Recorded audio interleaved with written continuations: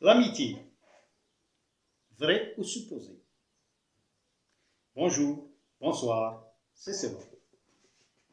Avoir un ami ou être un ami, là est la question. Tout le monde veut avoir des amis sincères, mais personne ne fait l'effort d'en être un. L'amitié est comme la fleur. Si on ne l'arrose pas, elle se fane, puis meurt. De nos jours, qui peut prétendre avoir de vrais amis? Pas grand monde. De grands penseurs ont dans leur temps nié l'existence de l'amitié, comme Socrate, avec cette citation. Mes amis, il n'y a plus d'amis. 5 siècles avant Jésus. Avoir beaucoup d'amis, c'est n'avoir point d'amis. Aristote, 380 avant Jésus. L'homme n'a pas d'amis, c'est son bonheur qui en a. Et quand il n'y a plus de bonheur? Napoléon, 1815. Il y a des amis, mais pas de vrais amis. Jules Renard, fin du 19e. L'amitié est un contrat par lequel nous nous engageons à rendre de petits services afin qu'on nous rende de plus grands. Montesquieu, 18e. Je vous raconte une petite anecdote. Une histoire arabo-arabe d'une vraie amitié qui peut être l'exception qui confirme la règle. Dans l'ancien temps, les Arabes vivaient surtout d'élevage, habitaient les tentes et tiraient leur subsistance des bêtes. Un voyageur sur sa monture mit pied à terre devant la tente de son ami. La femme de celui-ci, qui était absent, l'invita à entrer sous la tente pour s'abriter du soleil et prendre un thé. Il faut dire qu'ils se connaissaient très bien, habitués les uns aux autres. Après le départ de l'homme, la femme s'aperçut que ses bracelets en or avaient disparu. Elles étaient là, posées à même le sol, à côté de la grande jarre où elle faisait fondre le beurre de brebis pour le vendre aux commerçants. Elle les avait enlevées juste le temps de terminer le beurre et posées sur une pierre plate à côté de la jarre. Personne n'est entré sous la tente, à part l'ami de son mari. Donc, la chose est claire. Le soir venu, le mari est entré chez lui. Sa femme lui conta la chose. Et le mari insista. Si personne n'est entré dans la tente à part son ami, sa femme jura que personne n'est venu. Son mari comprit que ce n'était qu'une blague. Et dit, je réponds de mon ami, c'est pas un chapardeur. D'ici quelques jours, il repassera et te ramènera tes bracelets. C'est juste pour rigoler. Passé quelques jours, par un heureux hasard, le mari rencontra son ami au marché hebdomadaire. Il l'apostropha en riant. T'as manqué ton coup, mon vieux. Ma femme sait très bien que c'est toi qui lui as pris ses bracelets. Son ami, étonné, lui dit, comment ça, les bracelets? Ben oui. Il n'y a que toi qui y passais ce jour-là.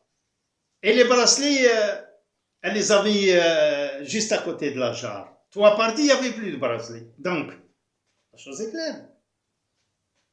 Ah oui, les bracelets. Ce n'était qu'un jeu stupide, je sais, c'était qu'un jeu stupide. Mais je passerai un autre jour et je lui rendrai son bien. Chose promise, chose due. Quelques jours après, l'homme arriva et remit les bracelets à la femme, en lui assurant que ce n'était qu'une blague de mauvais goût. Et tout rentra dans l'ordre. Terminé. Une quinzaine de jours après, le mari se présenta à la boutique du commerçant pour se faire payer le beurre. Et voilà que le commerçant lui remit, en plus de l'argent, 2 bracelets en or. Les bracelets de sa femme. En lui disant, si c'est une espèce de blague ou de test que vous me faites subir, je trouve que le procédé n'est pas très honnête.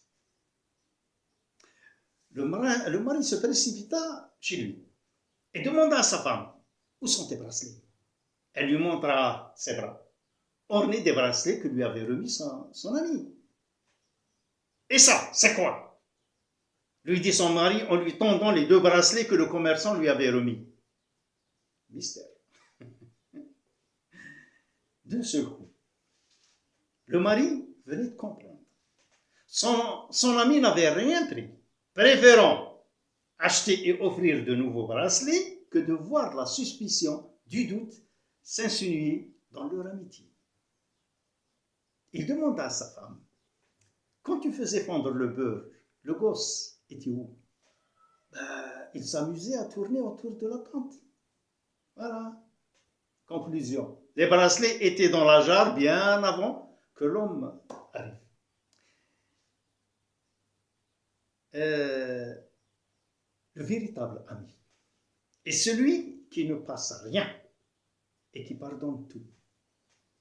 Une vieille amitié ne craint pas la ruine. Mais c'est extrêmement rare. Un vrai ami est une personne qui vous connaît bien, qui vous connaît très bien, mais qui vous aime quand même. Vous savez, quand on est malheureux, on n'a pas beaucoup d'amis.